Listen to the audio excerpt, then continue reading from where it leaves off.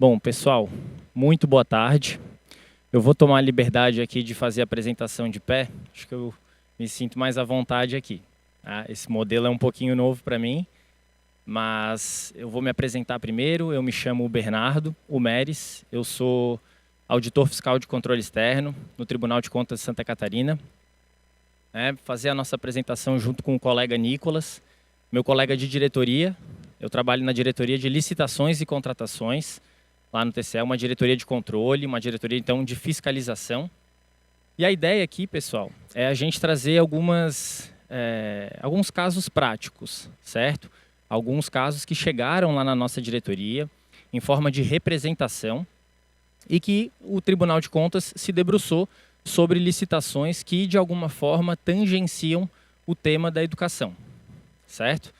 Então, é para ser uma apresentação assim, bem pragmática, um aspecto bem prático, e trazer para vocês, então, um entendimento do TCE sobre esse assunto. Ok? Vamos dar início, então.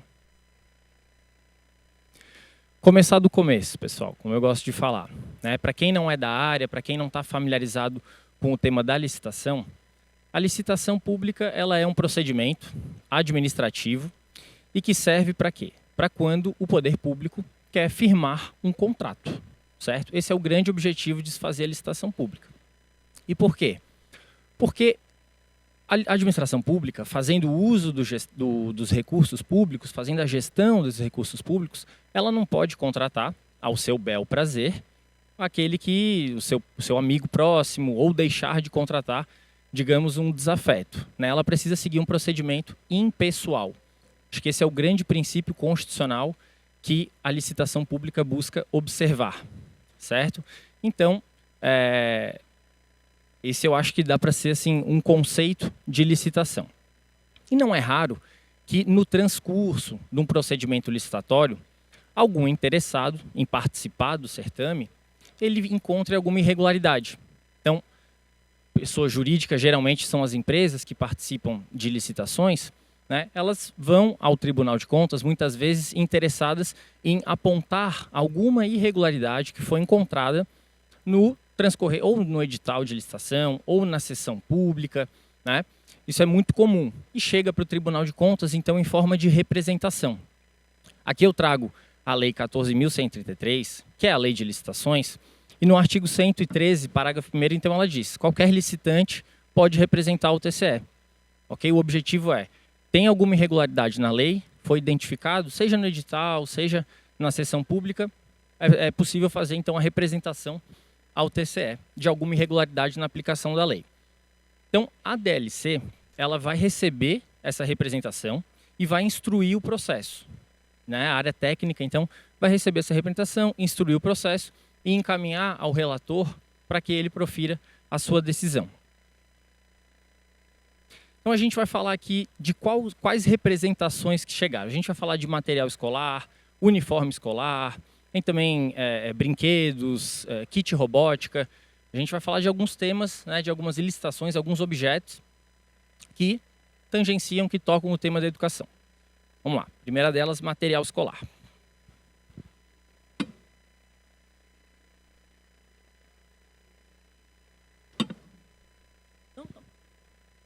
Então, o caso primeiro. A Prefeitura Municipal de São José lançou uma licitação para aquisição de kits escolares.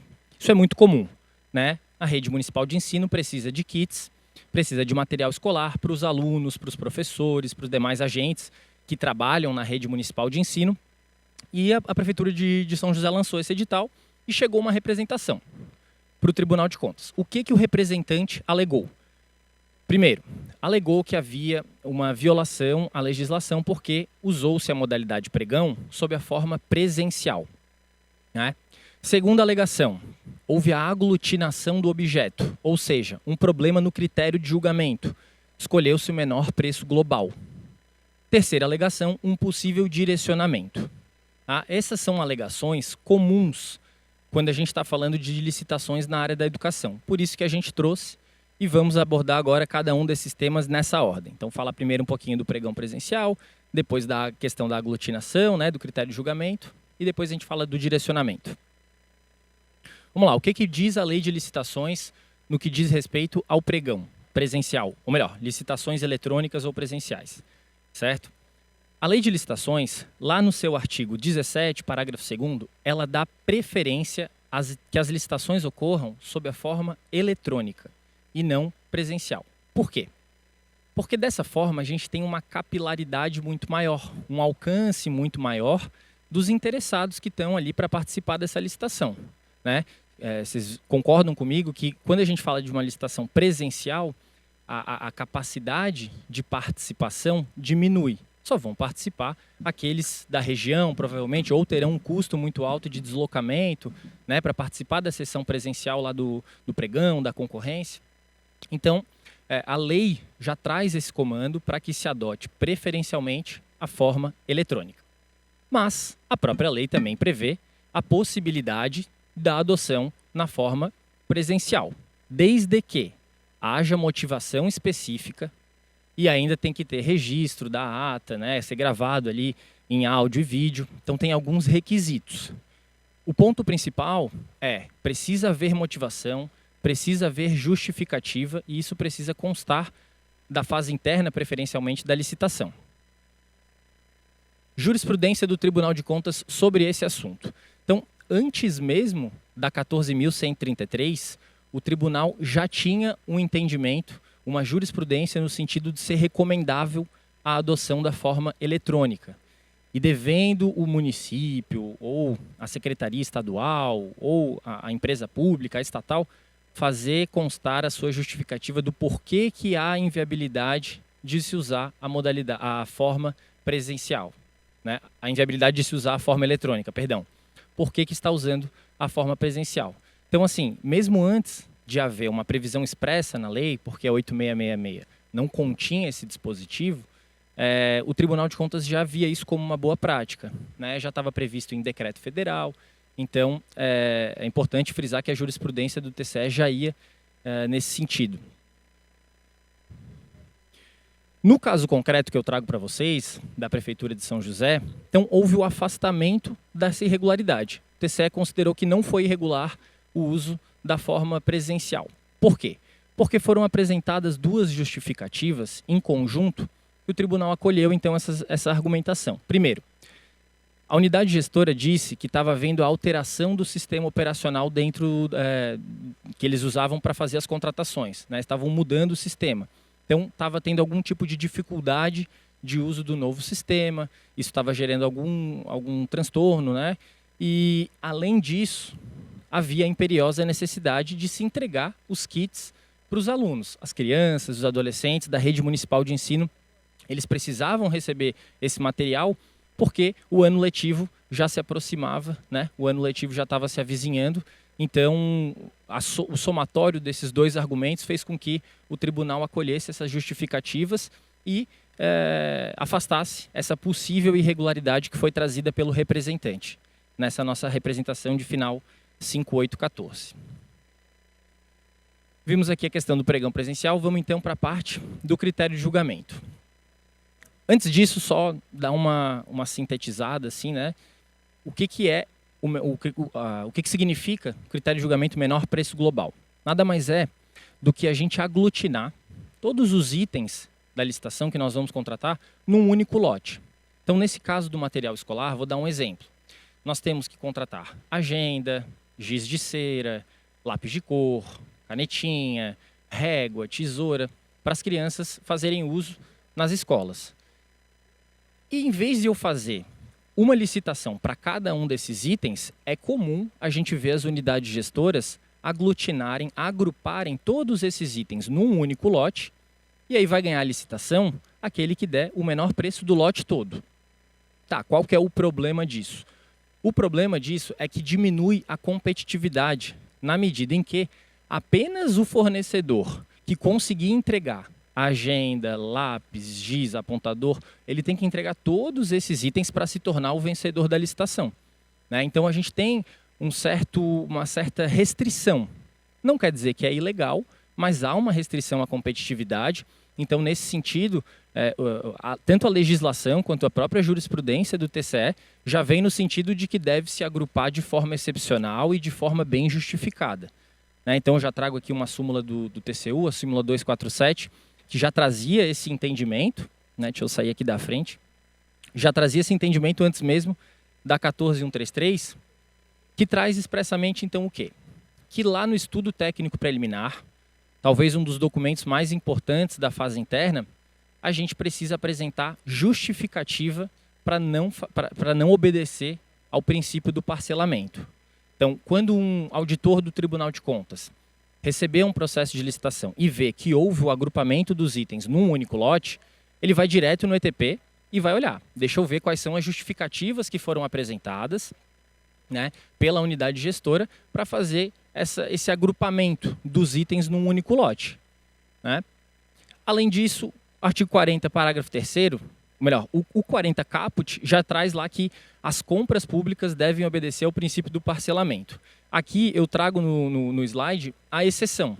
Quando que o princípio do parcelamento não vai ser adotado, né? Então tem lá os seus 3 incisos e eu vou dar enfoque apenas no primeiro ali que fala da economia de escala, redução de custos de gestão do contrato ou houver maior vantagem na contratação do mesmo fornecedor, né? Essa foi a razão que foi apresentada em justificativa, nas suas justificativas pela unidade gestora, né, e que foi acolhido depois pelo tribunal. Então, pessoal, como que funciona isso? Aqui o primeiro kit é o kit para creche. Então, vejam, a pessoa vai ter que fornecer agenda, avental e giz de cera. São itens diferentes, né? Não necessariamente o fornecedor que consegue entregar um giz de cera, talvez consiga também entregar um avental, talvez também consiga entregar uma agenda. E daí a razão pela qual a lei traz como exceção o agrupamento e o Tribunal de Contas vê com reticências, né, essa aglutinação. Mas ela é possível, ela tem previsão legal.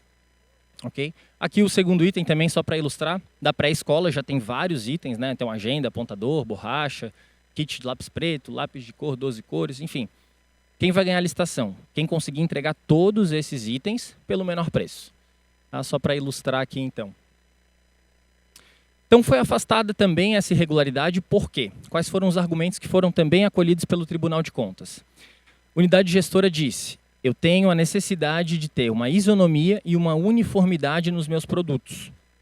Além disso, e eu acho que é o argumento mais forte, eu preciso de uma logística única de montagem e de entrega, né, de distribuição dos kits. Então, quando a empresa vencer a licitação, ela vai ser responsável por montar os kits, né, e por distribuir, seja para a secretaria, seja para as unidades escolares propriamente dito, mas assim, é uma logística que pode dificultar muito para a administração pública essa responsabilidade. Então, passar isso ao particular facilita a vida, reduz, né, os custos da gestão e foi com base nisso que o tribunal acolheu o argumento da unidade gestora. Também foi dito que havia um elevado número de itens, somando os quantitativos dava mais de 25 mil itens, e tudo isso foi levado em conta pelo relator para então afastar essa irregularidade. A terceira irregularidade que foi levantada era o direcionamento, né? Mas ele se subdividiu aqui em duas partes. Na primeira dela foram especificações excessivas. Disse o representante o quê? Tribunal de Contas, aqui a prefeitura lançou um edital, mas na hora de descrever esse objeto, a prefeitura fez umas especificações muito excessivas e detalhou muito o objeto, detalhou muito os itens. Para vocês terem uma noção, o relatório da nossa diretoria, ele apontou aqui e deu um destaque para alguns pontos, né? Um deles que eu quero trazer para vocês é que no kit de lápis preto, por exemplo, a impressão do código de barras estava escrito que deveria ser na cor azul. Então, assim, nós entendemos que estava, pelo menos, carente de justificativa porque é que a necessidade daquela unidade gestora seria suprida com um lápis de cor cujo código de barra seria na cor azul. Né? Não fez muito sentido para a gente nesse primeiro momento e não havia justificativa para isso. Então, nesse ponto, poderia sim haver algum tipo de direcionamento, né? Ainda que involuntário, mas algum tipo de direcionamento para determinada marca, determinado fornecedor. Então, algumas outras especificações foram encontradas.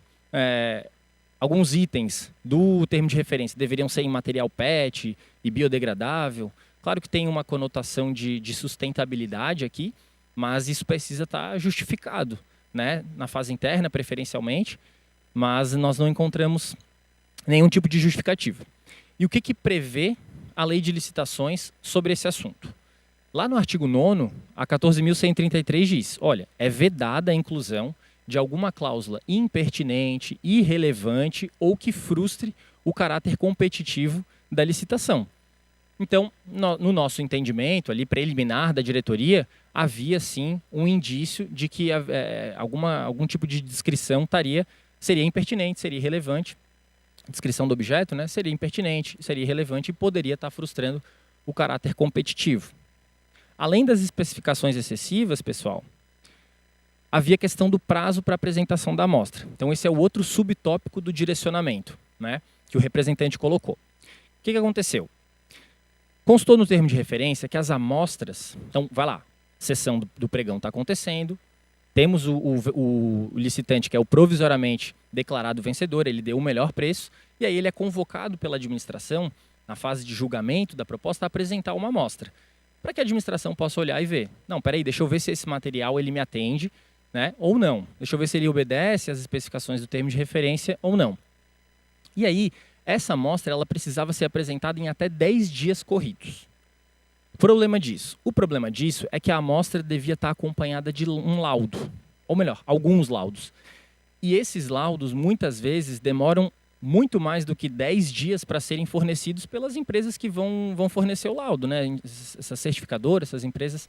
Então, nesse sentido, é que o Tribunal de Contas toma um certo cuidado para que não apenas as empresas que já detêm esse laudo consigo possam ser as vencedoras do certame, né? É importante que a gente tenha sempre que prestigiar a competitividade. Esse é um dos princípios que está lá no artigo 5º, né, da Lei de Licitações.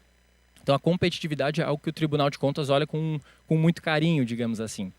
E então, nesse sentido, né, a exigência da amostra foi colocada como irregular.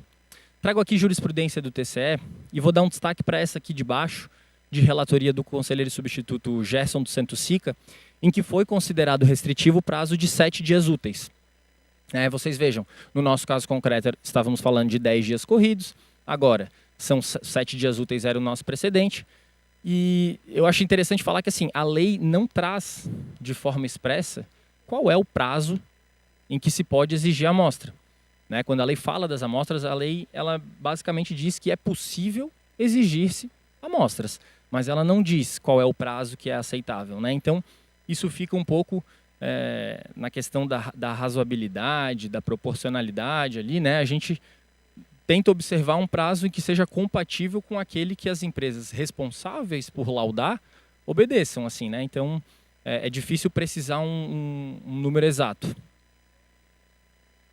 No caso concreto, o que ficou decidido então no acórdão? Foi expedida uma recomendação para que a Prefeitura de São José utilize o ETP para identificar a efetiva oferta pelo mercado daquelas especificações excessivas, da questão também do laudo. Então, assim, ficou no campo da expedição de uma recomendação para que na fase interna a Prefeitura avalie. Não, realmente, tem algumas empresas que conseguem fornecer esse material nesses moldes. Então, a gente está tranquilo, a gente está observando o princípio da competitividade. Esse é o momento processual adequado para se observar isso. Mudando um pouquinho, então, o objeto, agora vamos falar de uniforme escolar. A Prefeitura Municipal de Porto Belo lançou uma licitação para aquisição de uniformes. E aí, dentre as irregularidades que foram colocadas pelo representante, as duas primeiras, se vocês perceberem, a gente já tratou no outro processo, para vocês verem como as coisas elas se repetem nesses objetos da área da educação. Então, vai lá, na letra A, apresentação de amostra, a letra B, a questão da aglutinação, que nós falamos, e a letra C, foi a questão da exclusividade, da licitação exclusiva para ME e EPP. Também é comum na área da educação esse tipo de argumento. Então, a gente vai focar agora a nossa apresentação só nessa alínea C, para não ficar repetitivo. Vamos falar um pouquinho de licitação exclusiva para ME e para EPP. Só um pouquinho que não está passando. Aí, foi. Constituição Federal traz, como princípio da ordem econômica, o tratamento favorecido para as empresas de pequeno porte. né? E coube, então, ao legislador infraconstitucional disciplinar por meio de uma lei complementar, que é a Lei Complementar 123 de 2006, lá nos artigos 47, 48 e 49, como que é feito esse tratamento favorecido no campo das licitações, certo? O artigo 48 diz: serão destinadas exclusivamente a ME e EPP as licitações cujos itens de contratação sejam de um valor de até R$80 mil. Então, se o item custar menos de R$80 mil, via de regra, teremos uma licitação exclusiva para ME e para EPP. O que aconteceu nesse caso? Justamente não foi obedecido, né? Então, estamos falando de uniforme escolar, o body de manga curta, aqui em todo o termo de referência, o body ficou avaliado ali, foi orçado em R$51 mil, eu não sei se eu estou saindo muito aqui, se dá para ver, o body manga longa em R$54 mil, os itens 9 e 10 também, R$16 mil e R$69 mil, né? Tênis e meia com solado. Então vejam, esses valores ficaram abaixo dos R$80 mil. Como regra, a gente precisa então obedecer o artigo 48 da Lei Complementar 123. Mas, como toda regra no direito, temos as exceções, né? Estão dispostas no artigo 49. Então, se não tivermos, no mínimo, 3 fornecedores competitivos que sejam ME e EPP, não precisamos, então, obedecer, não devemos, na verdade, obedecer o artigo 48.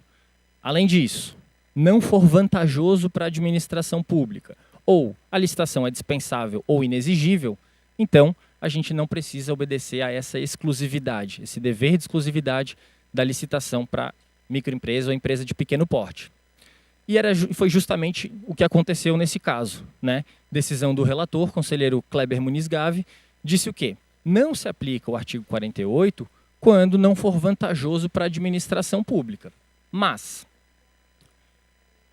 não houve a devida fundamentação, ela não constou do instrumento convocatório nesse caso. Então, não basta a gente chegar e dizer, olha, não é vantajoso nesse caso. Eu preciso explicar por que não é vantajoso e, mais do que isso, fazer constar no instrumento convocatório ou nos seus anexos, né, no ETP preferencialmente, mas poderia estar no termo de referência, isso seria visto.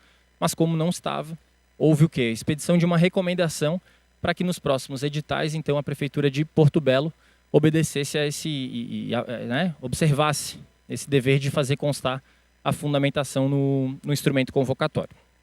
Mais um objeto, pessoal.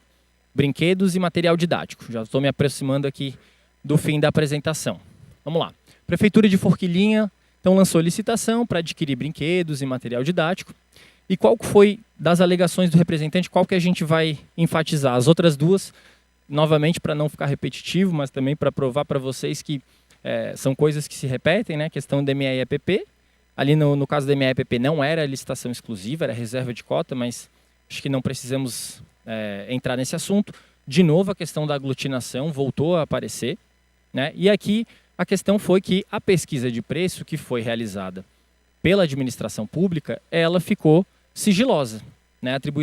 A administração pública imprimiu, então, um sigilo na pesquisa de preço, no valor de referência. E aí o representante veio e disse, Tribunal de Contas, isso está irregular. O que diz a lei? A lei diz que a pesquisa de preço, como via de regra, tem que ser devidamente, tem que ser dada a devida publicidade a ela.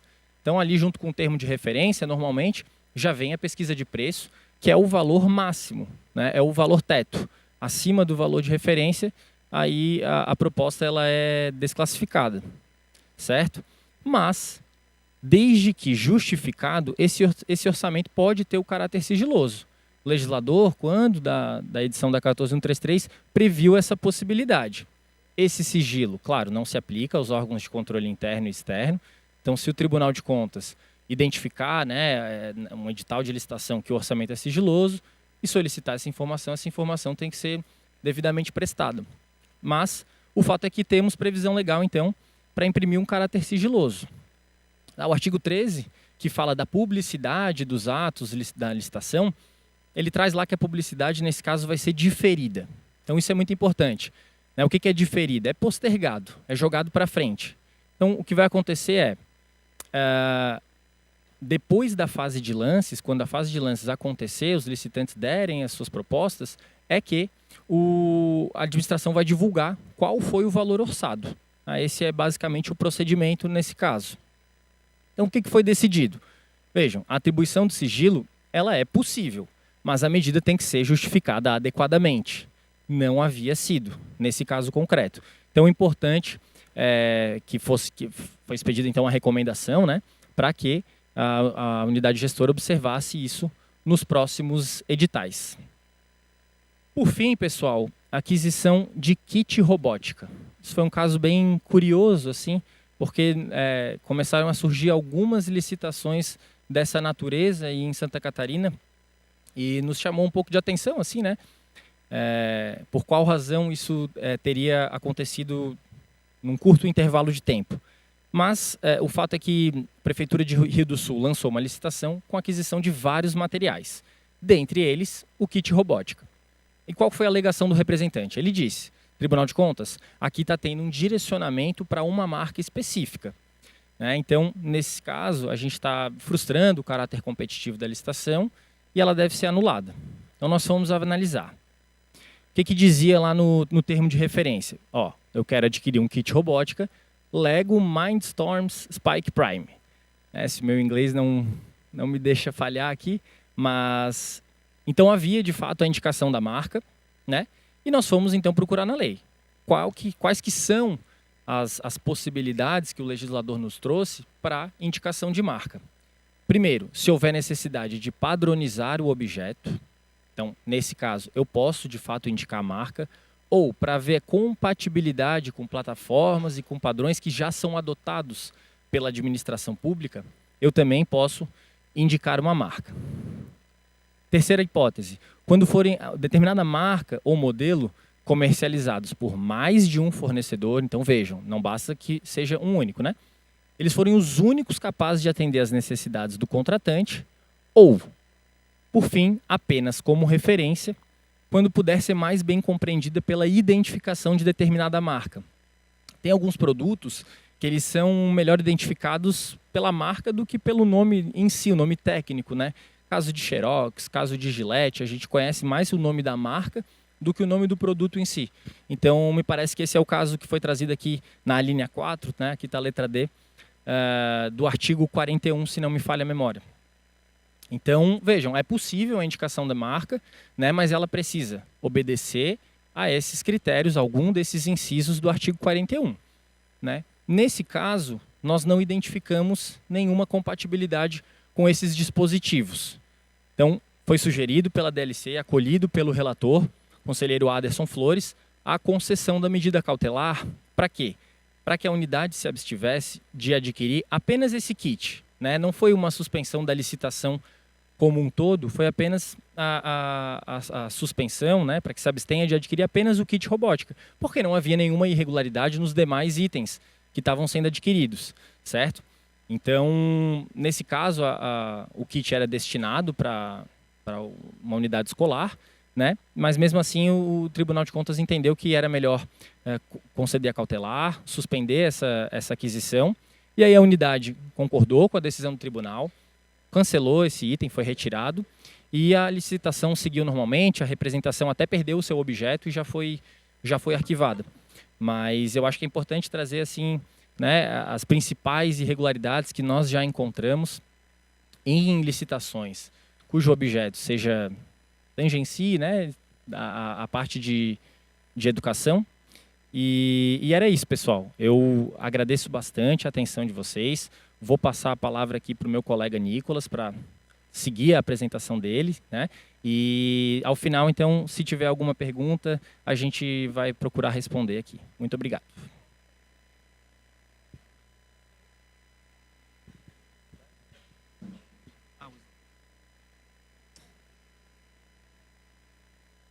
Muito obrigado, Bernardo. Excelentíssimas palavras. Boa tarde a todos. Primeiramente, se puderem levantar a mão só para eu saber se estão me ouvindo, que eu estou sem o retorno aqui. Elisa, também não estou familiarizado com esse tipo de apresentação. Inclusive, eu não estou familiarizado com nenhuma. E por isso eu sou muito grato ao Tribunal de Contas que me concedeu a oportunidade, após muito pleito, de poder falar aqui perante todos, passar um pouco, disseminar o conhecimento do nosso labor diário na Diretoria de Licitações e Contratos.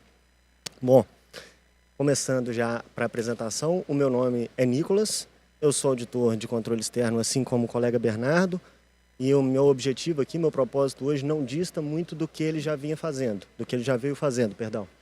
Nós elencamos alguns temas que, por corriqueiros, nos permitem certa parametrização a fim de que possam ser passados para vocês aquilo que podemos ter como boas práticas, seja a partir da indicação específica do que fazer ou até mesmo da indicação daquilo que não se deve fazer, com base na nossa experiência diária, nas denúncias e representações que recebemos e que avaliamos no nosso cotidiano na diretoria de licitações.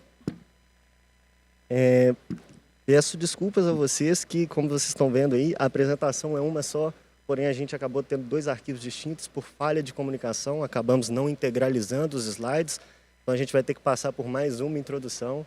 Licitação, eu sei que muitas das vezes não é um assunto assim mais quisto para poder ser ouvido, mas vamos falar um pouco de novo na introdução sobre licitação, mais especificamente sobre princípios e regras e a sua incidência no meio licitatório, para depois então a gente retomar os temas livros didáticos, merenda escolar e mesas digitais como temas de foco na atuação da Diretoria de Licitações e Contratos. Vamos lá, começando com os princípios e regras.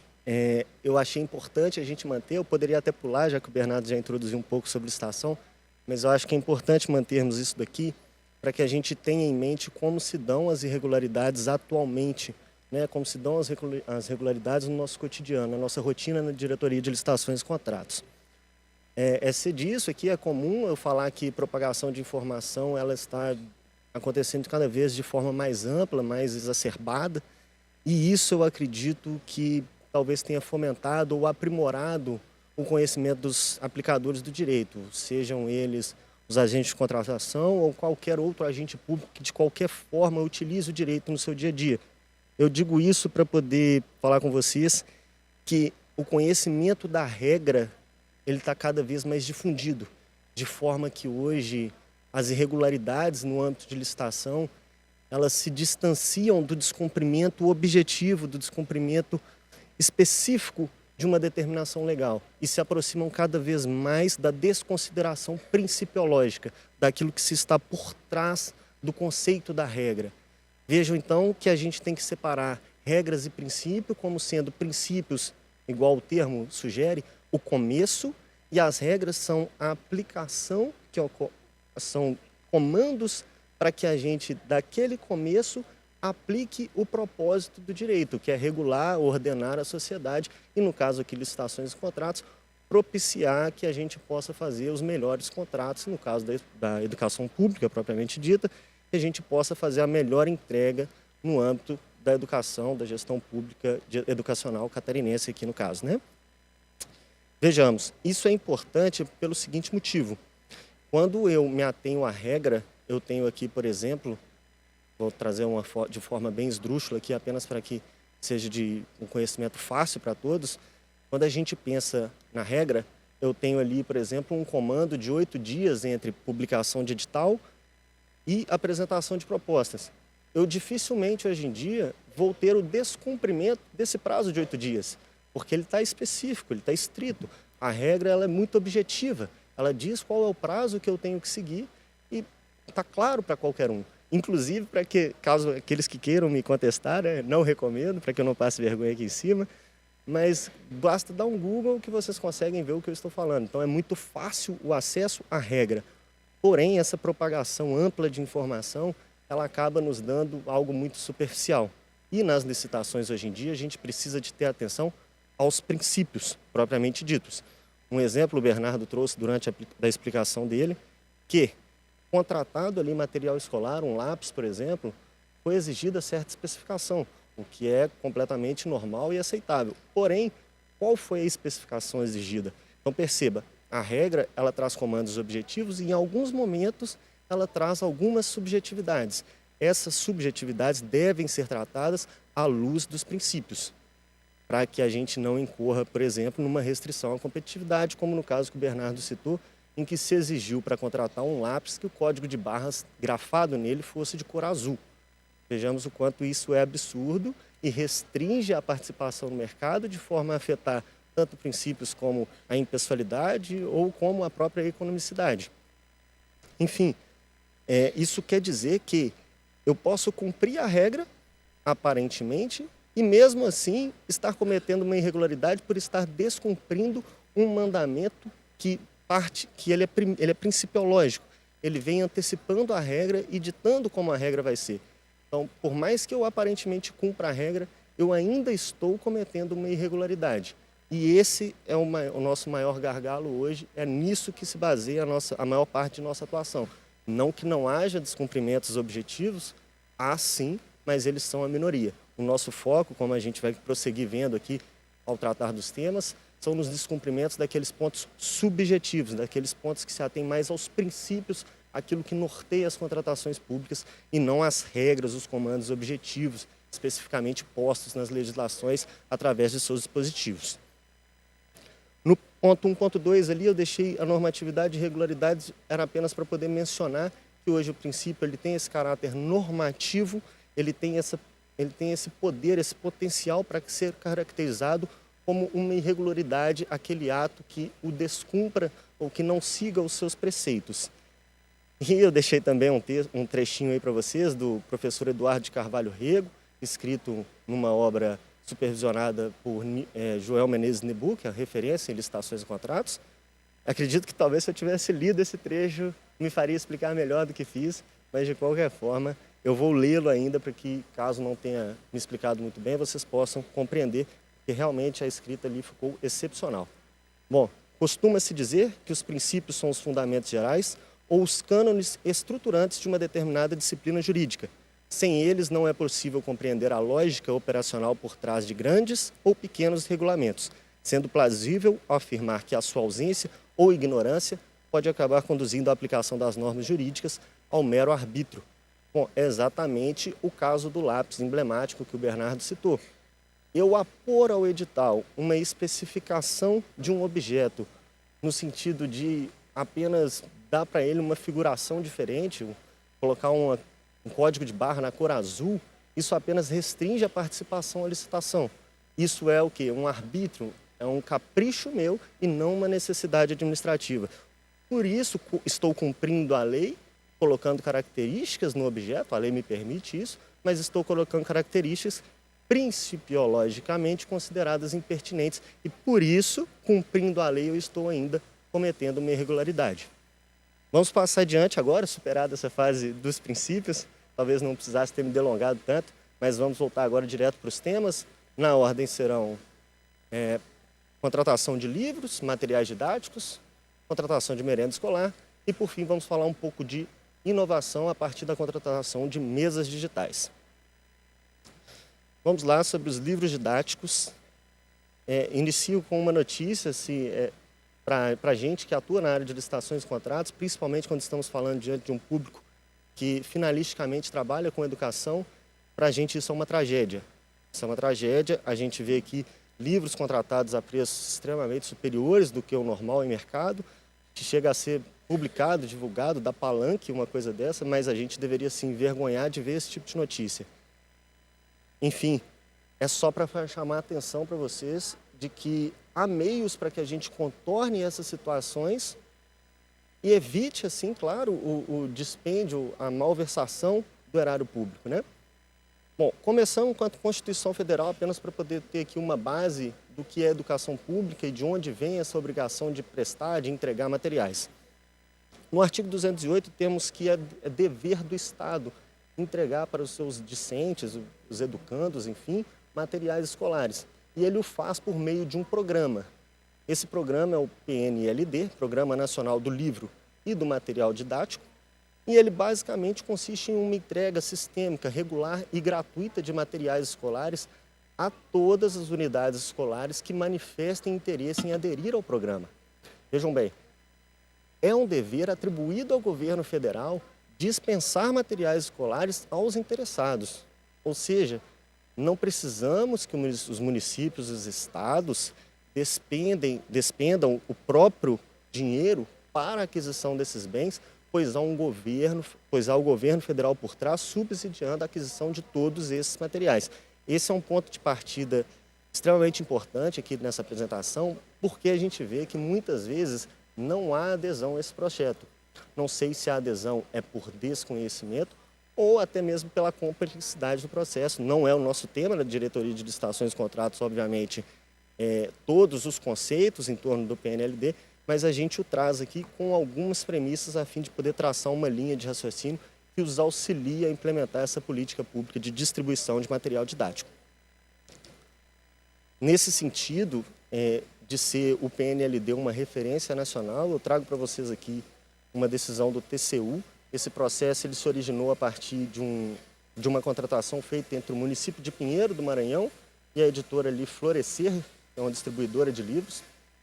E ocorreu que, nessa contratação, se utilizou de recursos do Fundeb para poder adquirir materiais escolares. Com a averiguação do TCU, verificou-se que a maior parte do valor despendido para a aquisição foi, na verdade, embolsado pelo particular desmotivadamente, porque houve sobrepreço. Então, iniciou-se uma tomada de contas, apurou-se a irregularidade, imputou-se débitos aos responsáveis. E, paralelamente, o TCU determinou, considerando a recorrência desse tipo de ação, determinou que fosse instaurado um processo de monitoramento e que, nesse monitoramento, se avaliasse uma determinação feita nesse processo de tomada de contas, que foi que o FNDE elaborasse alguns mecanismos que pudessem ser observados pelos estados e municípios em suas contratações de materiais escolares. O FNDE, num primeiro momento, se recusou à elaboração desses mecanismos, de forma acertada, inclusive, pois disse que, se nós elaborarmos mecanismos que devem ser atendidos pelos municípios e estados, estaremos imiscuindo na competência, na autonomia desses entes federados. Não temos, portanto, como cumprir com essa determinação. O TCU, de forma assim, bem passiva, entendeu justa a argumentação e fez o que vocês podem ver aí no slide, chamado de refinamento da medida, e substituiu a determinação por uma mera recomendação.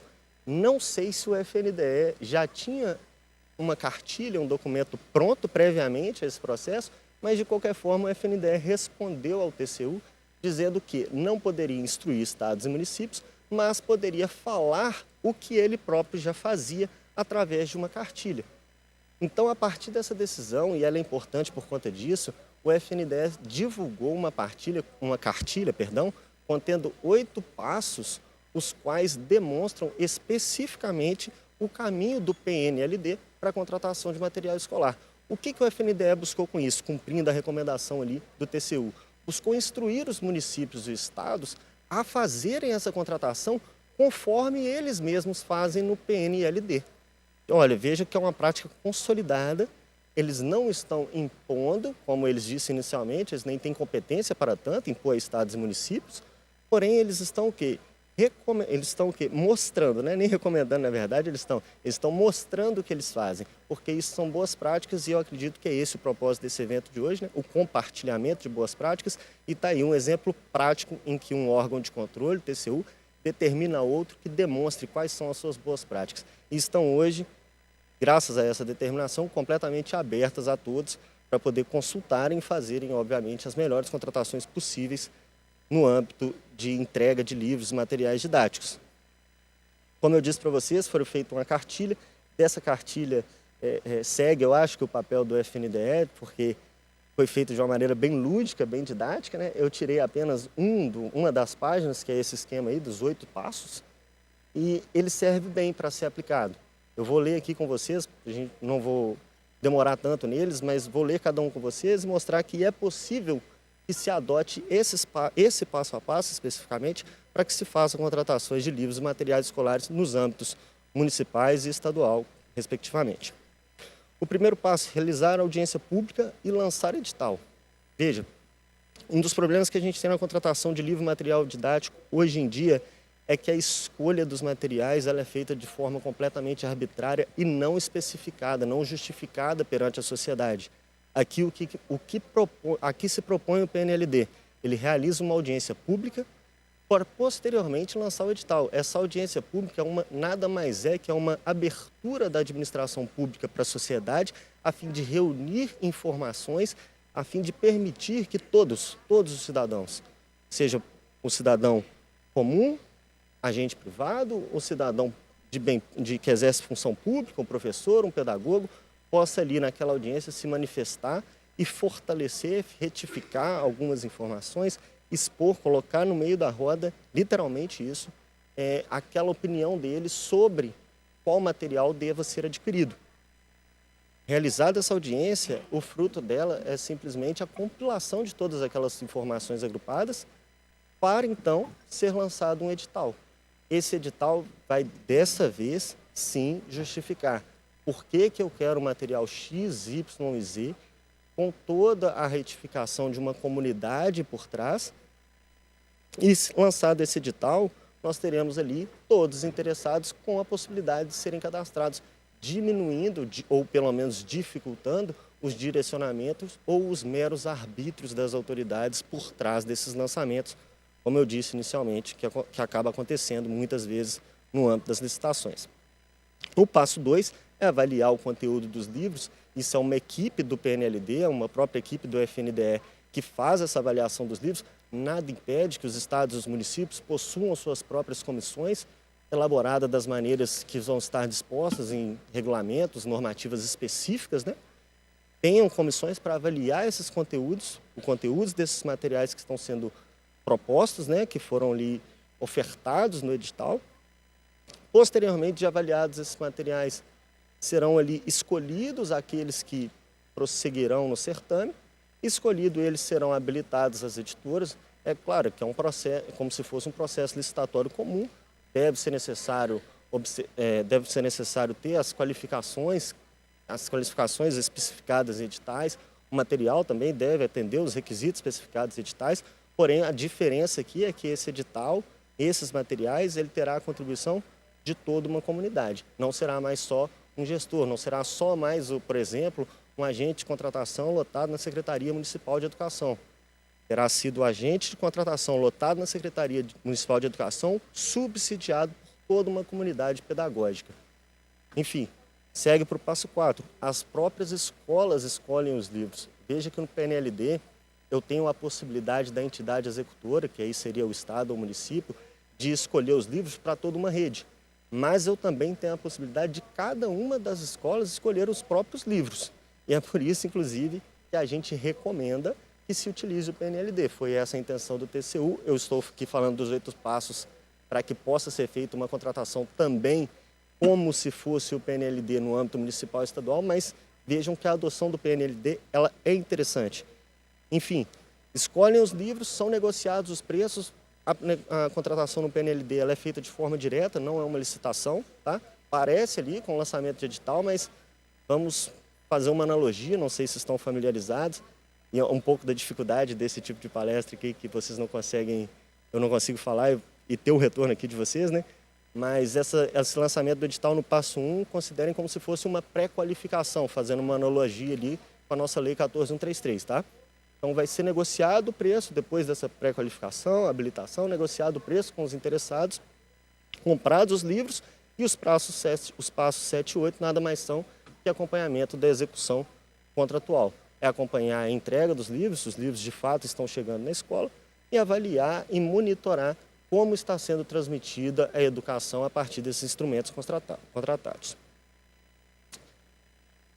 O interessante aqui nesse ponto aí do PNLD é que hoje, pouco antes de vir aqui para a palestra, eu recebi uma mensagem de um colega da diretoria de licitações e contratos, o auditor Sandro, e assim, foi literalmente há cerca de 1 hora atrás. Ele me encaminhou um julgado que saiu hoje, uma decisão do nosso plenário, que ela fala exatamente o que eu já pretendia, né, falar aqui na apresentação, e o que eu estou falando para vocês, que é o seguinte: num processo ali, uma representação a respeito de uma inexigibilidade de licitação feita por determinado município, e a decisão final foi recomendar à unidade gestora que a aquisição de livros didáticos seja realizada através do PNLD. E, caso seja inviável essa aquisição, que sejam observadas pelo menos as boas práticas descritas nessa cartilha que a gente comentou atrás. Então, estão aí todos vocês servidos de 8 boas práticas, e ficou até fácil para mim, né? O plenário hoje contribuiu. Enfim, vamos lá, para o próximo. Hoje, essa decisão, como eu disse, saiu agora e eu só incluí ali no slide, nem deu tempo de me organizar bem para saber qual que seria a sequência, mas eu já tinha colocado outras, né? Essa aqui é de 2018. Vejam que recomenda que a Prefeito Municipal e a Secretaria de Educação do município que, no momento de contratação de qualquer sistema e programa de ensino, leve em conta a existência do programa do governo federal, que é o PNLD, que distribui livros gratuitamente, a fim de que possam os recursos que seriam destinados a esses livros serem destinados, claro, a outros meios, né, a outros fins da educação pública, que são tantos que carecem de investimentos públicos, né? Se podemos utilizar do PNLD, que é um programa do governo federal que faz uma transferência direta e nos entrega os livros, por que vamos gastar os nossos próprios recursos com livros se podemos empreendê-los em outras coisas e o governo já nos fornece isso de forma gratuita, né? Seguindo aqui, a gente tem mais uma decisão do TCE, essa também de 2025, e eu gostaria que a gente frisasse no ponto 4.2, que está ali, ó, demonstre as razões técnicas para as quantidades a serem adquiridas, incluindo levantamento de demanda junto à área pedagógica, bem como a escolha dos materiais, a fim de demonstrar o cumprimento dos princípios da legalidade, impessoalidade, moralidade e do interesse público. É bem o que já está na cartilha do PNLD. Parece que foi até conversado a ideia do TCU com os demais tribunais de contas, mas vejam que é muito aparente na administração pública, principalmente nessa nossa área de gestão educacional, que haja uma arbitrariedade, uma imposição de material pedagógico àqueles que de fato ministram a educação, né? Eu não sei exatamente qual é a composição do público que nos acompanha hoje, mas os professores, eles devem participar do processo de escolha. Eles precisam ser ouvidos no processo de escolha dos materiais, porque ao fim, ao cabo, quem transmite a educação pública para os cidadãos catarinenses, aqui no caso, são os professores e não o gestor, por melhor que seja a intenção deles. Vamos lá, adiante. Eu tenho aqui um memorando, é o 18.15.35, foi um memorando da DGE, que é a Diretoria de Contas de Gestão, para a Diretoria de Licitações e Contratos. E esse memorando, o que ele trouxe? Pela recorrência de denúncias e representações no mesmo sentido, ele explicitou para a DLC quais eram os problemas que mais vinham sendo encontrados. Então, acho que vem assim, válido a gente ressaltar esses problemas para poder trazermos de novo mais uma reflexão do porquê não adotarmos ou o PNLD, se não ele, pelo menos as boas práticas que dele advêm a partir da análise ali da cartilha que a gente já transmitiu. Vamos lá, as irregularidades recorrentes nesse aspecto de contratação de livros e materiais didáticos. A primeira delas, citadas pela DGE, foi imposição de materiais à área pedagógica. É o que já bem falamos, né? Os professores muitas vezes não têm participação naqueles materiais que são contratados para transmitir a educação propriamente dita. Orçamentos vinculados, preços construídos por grupos. Muitas vezes são lançados editais, feitas pesquisas de preço e todos os fornecedores estão vinculados à editora X ou Y, de forma que o preço fica há um completo disparate entre o preço achado pela administração e o preço que efetivamente é vendido, né, ofertado o material no mercado privado. Aliás, eu não trouxe aqui o dado objetivo para poder mostrar aqui para vocês, mas num levantamento do FNDE, uma contratação do PNLD, salvo engano, de 2021 ou 2022, adquiriu livros a cerca de R$ 6,00 a unidade. E assim, é completamente diferente do que a gente vê na realidade municipal. Um livro sendo adquirido a R$ 6,00 é assim, inexistente numa legislação municipal ou estadual. Então, para a gente poder ver o quanto tem um sobrepreço, porque, na verdade, uma contratação dessas, ela não é de uma unidade de livro, não é de 10 unidades de livros, é de milhares de unidades de livros. Então, vejam que, se bem licitado, se bem feito o processo seletivo, é possível, a partir da alta demanda, conseguir uma oferta melhor. Orçamentos não identificados, que são os processos mal subsidiados, que enquadram ali na pesquisa de preços, orçamentos que não contêm a assinatura do responsável, o CNPJ da empresa que está fornecendo aquele preço, é como se o próprio administrador tivesse colocado ali o preço que melhor lhe aprovesse para justificar o valor final da licitação. Cláusula de corresponsabilidade emitida pela diretora, esse é um clássico nas inexigibilidades, ou até mesmo nos processos de licitação, quando se direciona o certame. Por exemplo, eu vou divulgar aqui um processo e eu especifico que eu devo ter, para cada livro que você interessado me ofertar, eu devo ter uma cláusula da editora responsável por ele, de que aquele livro só pode ser fornecido por você. Isso é completamente irregular. Completamente irregular, não é válido tanto no âmbito de lançamento de um certame, quanto como justificativa para a contratação direta. Cláusula de corresponsabilidade é inválida para essa finalidade. Prazos exíguos para amostras. Acredito que o Bernardo tenha falado um pouco sobre isso. Prazo exíguo para amostra nada mais é que eu exigir de vocês no momento... Exigir dos interessados no momento do lançamento do certame que assim que a proposta dele for declarada vencedora, ele me demonstre em 5 dias um certificado do Inmetro que leva 30 para ficar pronto. Para poder me falar que a folha dele é assim ou assado, enfim. É completamente descabível e também restringe a participação no certame, obviamente, àqueles que previamente à competição já têm os laudos porque já sabia que o certame seria lançado, né? É claro, uma situação também de direcionamento. E vejam que se enquadra na situação que eu disse no início da apresentação, que é um direcionamento através de um descumprimento de um princípio, porque a amostra em si, ela é possível, é factível, pode se exigir, não tem problema nenhum, porém ela deve ser justificada, o prazo deve ser razoável para que se possa cumprir. Então veja que aqui se exige uma situação e a gente cai de novo naquela situação de descumprimento principiológico. É o valor normativo do princípio, novamente, caracterizando a irregularidade a partir de um suposto cumprimento do dispositivo de lei. Esse memorando da DGE que eu comentei com vocês, ele é muito interessante e também emblemático, porque a partir dele a gente tem o PNO 25.00.00.2025, que nada mais é que uma elaboração de nota técnica pelo Tribunal de Contas para aquisição de livros didáticos. Não participo da elaboração desse PNO, dessa nota técnica, porém tive acesso ao relatório, tive o privilégio de antecipar, de poder saber antecipadamente de algumas informações que muito provavelmente vão constituir a futura nota técnica, e digo a vocês que é mais ou menos, apesar de eu não poder aqui ratificar, já dizer tudo o que está lá, mas é mais ou menos esse caminho das decisões do Tribunal de Contas. Adotem o PNLD, se não, pelo menos as 8 boas práticas dispostas na cartilha do FNDE.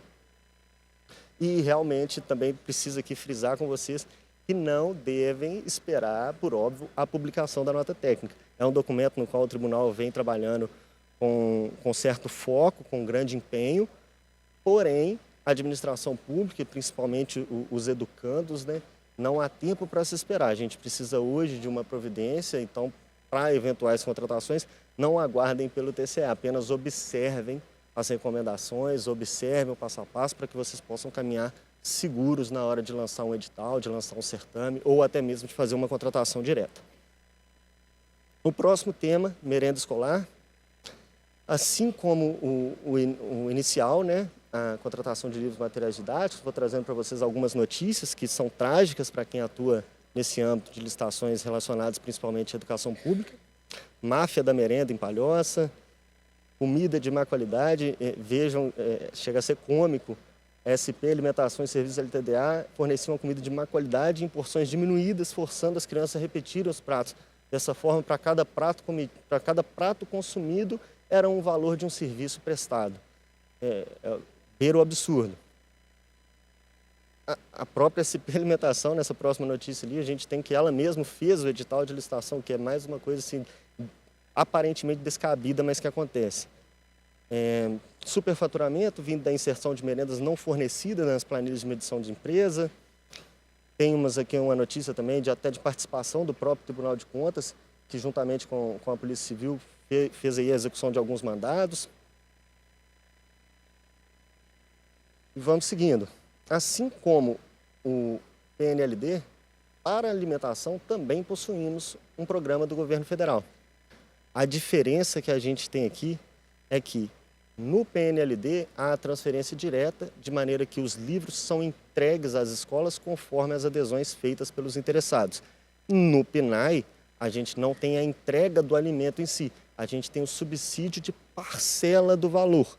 Como é feita?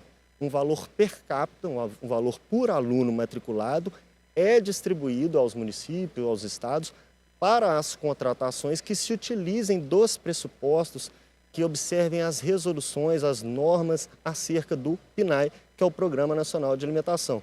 O TCE, como não poderia ser diferente, em determinação anterior, e um voto de 2021, do ex-conselheiro César Filomeno Fontes, temos aí na conclusão que a alimentação escolar, custeada em todo ou em parte com o recurso do PNAE, deve seguir as normas editadas pelo FNDE. É o óbvio, né? É o óbvio, a transferência indireta de recurso ela é condicionada, obviamente, a alguns requisitos que, cumprindo-os, você estará, por conseguinte, também fazendo valer a finalidade do próprio programa. A resolução mais importante, talvez, no meio do PNAE, talvez seja essa, a resolução número 6. Trouxe alguns artigos dela, vou passar de maneira breve, até para não delongar mais do que já estou.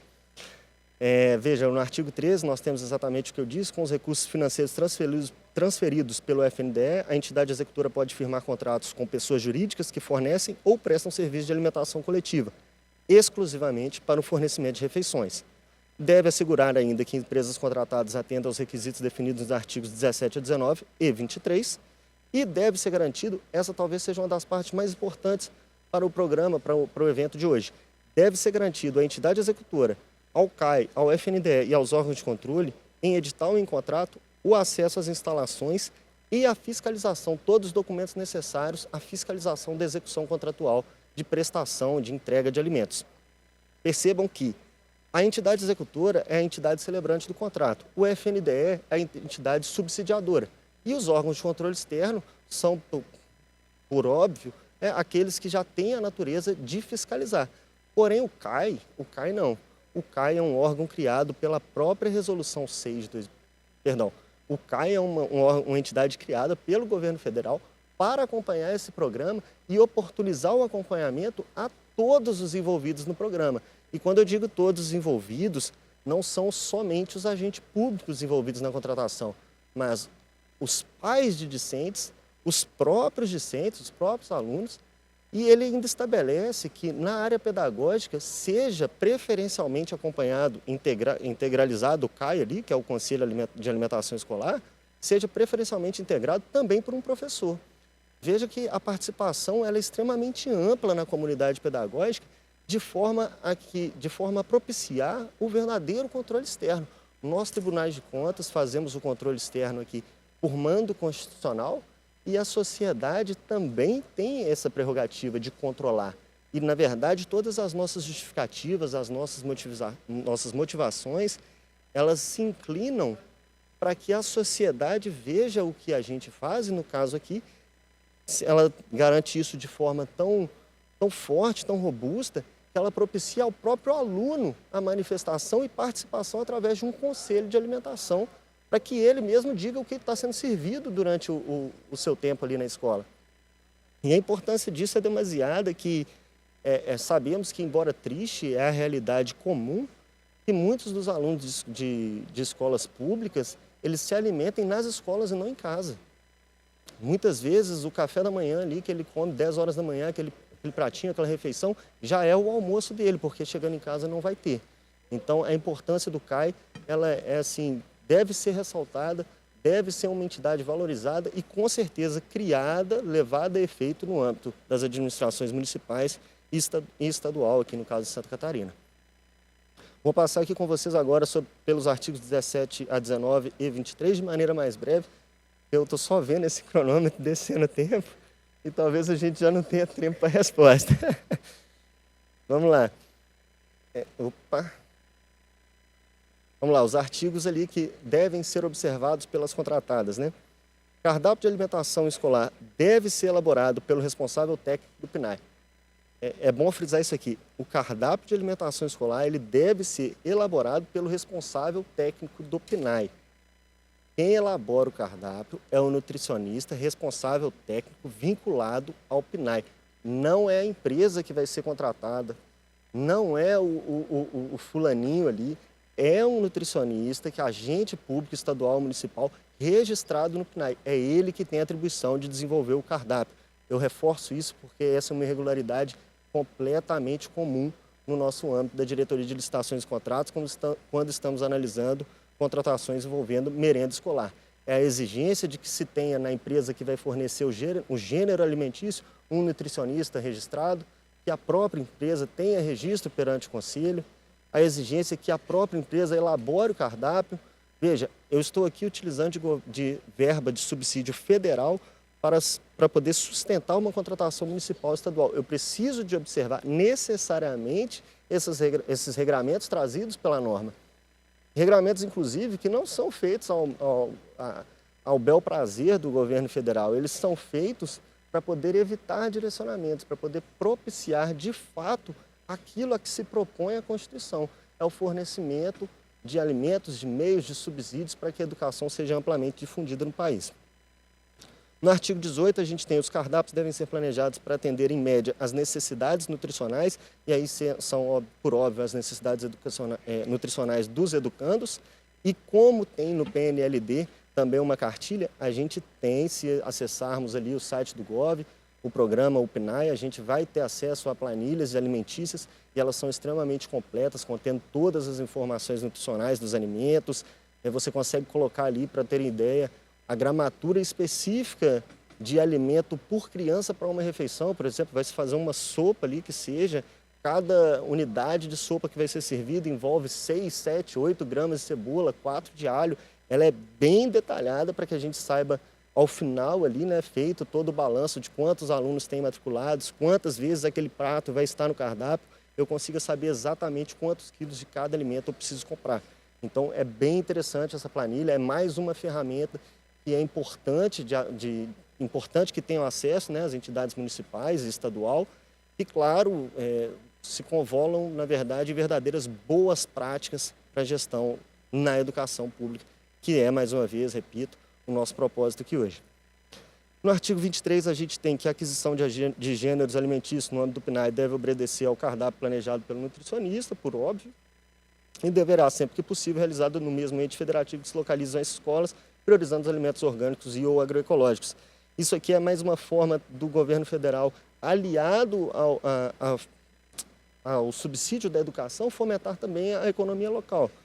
Nada mais justo que seja priorizado, de fato, os alimentos, caso possível, tá? É uma priorização, caso possível, no âmbito da localidade ali onde que eles vão ser contratados. Aqui nós temos o artigo 24, que diz que a aquisição dos gêneros deve ocorrer de algumas formas. Uma delas é a dispensa de licitação por meio de chamada pública, quando das compras de agricultura familiar, para as quais deve ser destinado um mínimo de 30% do valor subsidiado pelo governo federal, pelo menos 30% deve ser dispensado à agricultura familiar. Os demais valores, por licitação, obrigatoriamente na modalidade de pregão e na forma eletrônica. Vejam, se é obrigatório o pregão na forma eletrônica, se formos dispensar essa modalidade eletrônica, temos que ter, por óbvio também, a necessária justificativa. Vou pular algumas partes aqui para não continuar me arrastando, da chamada pública ali sobre os 30%, a pesquisa de preço, o Bernardo comentou um pouco, e vou me ater aqui ao controle de qualidade, que é um fator também que acaba direcionando licitações no âmbito de aquisição de gêneros alimentícios. Ocorre que a resolução do FNDE, nesse momento, ela trouxe um pequeno erro, pelo menos é o que a jurisprudência vem entendendo. Ela diz aqui que a entidade executora ou unidade executora poderá prever em edital de licitação ou chamada pública a apresentação de amostras para avaliação e seleção do produto a ser adquirido, aos quais deverão ser submetidos a análises necessárias imediatamente após a fase de homologação. No próprio texto, a gente já vê um pequeno erro técnico que ela me diz, né, que serão analisadas amostras após a fase de homologação. Veja, se eu já homologuei, eu já tenho adjudicado o objeto ao vencedor. Não tem mais cabimento que eu analise qual foi o objeto que ele me propôs, se eu já o declarei vencedor. Então aqui a gente já começa com um erro técnico. E segundo, não tem como eu exigir amostras de um alimento como se ele fosse ser entregue ao longo de toda a execução contratual na mesma qualidade. Afinal, para poder contratar frutos, eu dependo de uma safra, eu dependo do clima, enfim, são diversos fatores que influenciam diretamente na qualidade do alimento. Nesse mesmo sentido, tem decisão aqui do conselheiro Wilson Rogério Vandal, de 2020, que diz aqui a exigência de laudo bromatológico E exigências de amostra de produtos in natura, como frutas, verduras, legumes e ovos, não são procedimentos pertinentes para oferecer ao contratante uma apresentação fidedigna de um padrão permanente e uniforme de produção desses produtos, de forma que a requisição de amostra acaba por resultar desprovida de finalidade e utilidade, com possível restrição à livre participação e à competitividade. É novamente o cumprimento da lei, né, se utilizar da possibilidade de existir a amostra, desvirtuando a finalidade principiológica de promover a competição, de promover a vantajosidade e a economicidade. Mais uma decisão aqui do nosso Tribunal de Contas, a exigência de registro ou inscrição de empresa junto ao Conselho Regional de Nutricionista é irregular quando eu vou contratar daquela empresa são somente os gêneros alimentícios. Ela não vai me fornecer alimentação, apenas o gênero. Então, eu não preciso que haja um nutricionista junto àquela contratada. Eu preciso somente que ela me forneça. Ela é um vendedor e não um profissional da nutrição. Algumas jurisprudências sobre o tema também do Tribunal de Contas da União. A falta de controle da qualidade dos alimentos e do efetivo número de refeições servidas na escola, bem como a deficiência de estruturação do setor de alimentação escolar para o adequado acompanhamento do PNAE, ferem as disposições do 67, que hoje está previsto lá no 117 da Lei 14.133. Nada mais trata que a norma que acompanhamento e fiscalização do contratual, ou seja, a falta de controle da qualidade desses alimentos que são entregues, bem como das refeições preparadas a partir deles, caracteriza irregularidade pelo descumprimento da obrigação fiscalizatória do ente contratante. A elaboração do cardápio e alimentação escolar não deve ser responsabilidade delegada ao contratado, como eu frisei inicialmente, é responsabilidade do nutricionista junto à gestão que, cadastrado no PNAE, vai elaborar os alimentos a serem contratados. Mais uma decisão do nosso Tribunal de Contas de 2022, do Tribunal de Contas da União de 2022, empregão cujo objeto é a aquisição de gêneros alimentícios com recursos do PNAE, deve ser evitadas especificações excessivas, aqui bem generalizado, tanto no pregão para aquisição de alimentos, quanto para qualquer outro pregão, né? As especificações têm que ser aquelas necessárias a moldar o objeto ou aquilo que eu pretendo entregar para a sociedade. Não pode ser especificações que são úteis a moldar o objeto ao meu entendimento do que é bom, mas aquilo que a sociedade precisa que o objeto seja para que a entrega seja de fato efetiva. Por último, vou tentar resumir aqui para a gente ainda ter algum tempo para responder eventuais perguntas, caso hajam. Mesas digitais. Eu trouxe esse tema não por ser recorrente, elencamos, como eu disse, eu e o Bernardo, elencamos a princípio alguns que por recorrentes nos permitiam compartilhar boas práticas. Mesas digitais não são recorrentes, porém a inovação é um tema que está extremamente em voga, então acho que é válido a gente comentar sobre essas mesas como um mau exemplo de tentativa de inovação na gestão pública. Fato interessante sobre essas mesas digitais, e eu já trago de cara essa imagem aqui, foi feita a partir de um relatório de inspeção, foi feito da nossa diretoria de licitações e contratos, e eu trouxe essa foto especificamente porque muitas vezes a gente pensa que pequenas prefeituras, administrações menores, acabam incorrendo em alguns erros grosseiros, enfim, mas essa foto, ela foi feita de uma escola municipal em Florianópolis. Vejam que foi contratado mesas digitais e aqui elas estão dispostas no corredor da escola como se fossem fliperamas. E no relatório de auditoria a gente vê que é bem isso o que descreve os auditores responsáveis. Vejam, a equipe de auditores tomou conhecimento de que as escolas, em regra, receberam material sem terem sido previamente consultadas. Além disso, alguns educadores entrevistados indicaram que haveria outras prioridades a serem atendidas com os valores despendidos para a aquisição do material. Não obstante, informaram que havia uma utilidade nas mesas digitais o cronômetro está na minha frente aqui. Não obstante, informaram que havia uma utilidade nas mesas digitais para a escola, em específico nos casos de aprendizado especial, bem como que as crianças, parece até brincadeira, mas a utilidade das mesas é que as crianças gostavam de brincar com elas, no momento em que elas passavam ali pelos corredores. A razão de termos trazido aqui essa contratação das mesas digitais é que, no intuito, no afã de inovar, simplesmente se fez uma contratação para falar que estava inovando. E essa é importante de toda a fundamentação, da fundamentação em qualquer tipo de contrato. Se eu vou principalmente contratar um objeto novo para a administração pública, se utilizar dele, eu preciso de fazer estudos que me mostrem o quão útil vai ser esse objeto. E, além disso, eu preciso de capacitar os instrumentalizadores da educação para operacionalizar esse objeto. Essas mesas digitais foram dispostas em diversas escolas, algumas nos corredores, outras guardadas em depósitos, outras em salas em que não se tinha um horário específico para o aproveitamento, para a utilização. Elas simplesmente foram contratadas porque uma empresa privada chegou à administração pública, demonstrou o objeto, que em verdade é interessante, mas simplesmente vendeu o objeto para a administração porque comprou a ideia do gestor. O gestor simplesmente, entre aspas aqui, caiu no papo do vendedor, que apresentou um material interessante e o fez contratar sem ter nenhum planejamento de utilização para aquilo. E aí a gente teve dessa contratação de mesas digitais, a gente teve diversos assuntos que dela decorreram. Um deles foi essa decisão que, olha, a carta de patente de utilidade foi essa a argumentação para a venda das mesas, que foi feita inclusive de forma direta, sem licitação. Por isso essa decisão aqui. A carta de patente de utilidade não possui qualquer relação com a exclusividade do produto. O que fez o vendedor? Eu tenho essa mesa, eu tenho a patente sobre a utilidade dela, por isso você não consegue licitar. Por mais que você tenha se interessado pelo meu produto, você não consegue licitar. Se você quiser o produto, deverá contratar comigo de forma direta.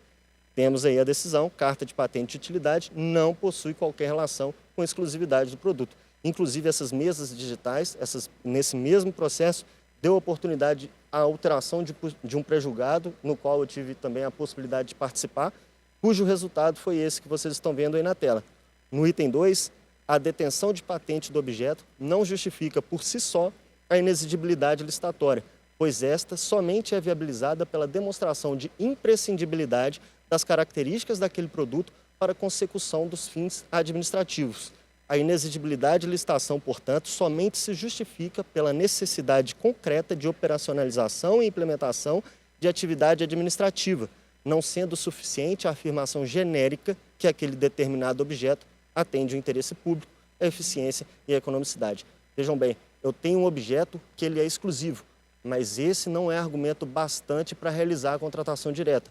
Eu preciso que, além de exclusivo, tenha nesse objeto as características necessárias a entender a política que eu quero implementar.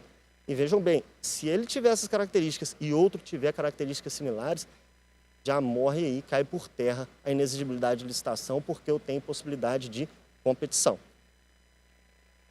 Eu trouxe aqui uma tabela, não vou especificá-la, mas ela basicamente diz aqui sobre o orçamento detalhado. Se vocês observarem bem, na parte de sistema, cada uma dessas mesas digitais teve o sistema delas contratado por um preço diferente, ou seja, ficou ao arbítrio do vendedor, por falta de especificação, literalmente ditar os preços que seriam os valores de aquisição, de forma que prefeituras pagaram hora mais, hora menos pelo mesmo objeto.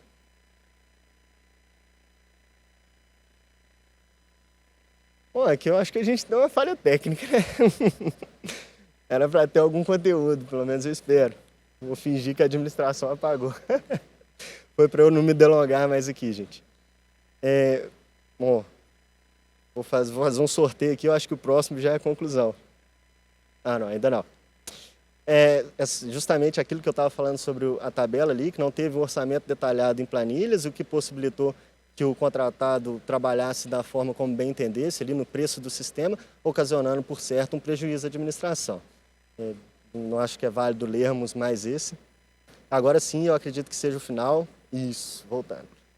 Gente, eu fiz isso aqui até como assim, um trocadilho, tá? Já que o último tema era inovação, então eu pedi ao chat GPT, na verdade, para poder fazer essa conclusão para mim. Espero não ser substituído por um robô depois dessa, mas vocês podem ver que está um pouco embaçado ali. Eu pedi ao chat GPT para elaborar 2 trechos curtos e conclusivos, indicando no primeiro que se adote boas práticas que norteiam o PNLD e o PNAE nas contratações da administração pública, e no segundo eu pedi que ele escrevesse mais um trecho curto, explicando como a inovação pública poderia ser implementada no âmbito da gestão educacional. E foram esses os resultados que me fazem ter até vergonha do que eu estou apresentando aqui hoje, de tão bem explicado que eles ficaram. Vou ler para vocês então o trecho 1 e o 2. A adoção das boas práticas que norteiam o PNLD e o PNAE nas contratações de materiais didáticos e de alimentação escolar fortalece a qualidade de ensino, assegura a correta aplicação dos recursos públicos e garante equidade no acesso a insumos essenciais à aprendizagem e ao desenvolvimento dos estudantes. No trecho 2, Para que a inovação na educação pública de estados e municípios seja segura e vantajosa, é imprescindível assegurar a formação continuada dos profissionais da educação, o uso responsável da tecnologia e a participação da comunidade escolar e o acompanhamento sistemático dos resultados, promovendo transformações eficazes e sustentáveis. Vejam bem, gente, como eu disse, foi só um trocadilho para mostrar com vocês que a inovação ela funciona, só que, obviamente, para que a gente faça a inovação ser eficaz e realmente revolucionária, a gente precisa de alguns fundamentos, a gente precisa primeiro criar um terreno sólido para que a gente possa, então, implementá-la. Essa era a conclusão, não tem mais assuntos aqui sobre contratações a abordar. Eu espero verdadeiramente que, nesse corrido tempo, tenha conseguido passar para vocês algumas informações que possam ser refletidas e posteriormente aplicadas, porque são, de fato, práticas boas que a gente observa, que tem realmente o condão de fazer a gestão pública, principalmente educacional, ser cada vez mais aprimorada, como é o propósito de hoje, desse encontro, né? Trocar essas ideias, essas informações. A gente trouxe o máximo do nosso cotidiano aqui para poder contribuir para o crescimento da educação pública catarinense. Sem mais o que dizer, eu agradeço e, aproveitando que já não tem mais ninguém aqui, eu acho que palmas não vai atrapalhar, então aqueles que estiverem me ouvindo, por favor.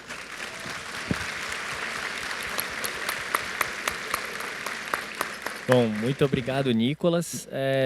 Aqui nós não vemos perguntas registradas, pessoal, então acho que a gente já pode encerrar a nossa apresentação, mas de qualquer forma, a gente se coloca à disposição, caso alguém tenha interesse em conversar conosco, buscar tirar alguma dúvida referente à área de licitações, de contratações, né? A gente está aqui para ouvi-los e, se possível, auxiliá-los. Se não, na nossa diretoria temos atendimentos virtuais, temos, né, e-mails, enfim, várias formas, vários canais que o tribunal disponibiliza para vocês entrarem em contato e procurarem a nossa equipe para, eventualmente, tirar alguma dúvida ou resolver algum problema. Tá bom, pessoal? Muito obrigado. A gente agradece a atenção e até uma próxima oportunidade. Um bom evento a todos.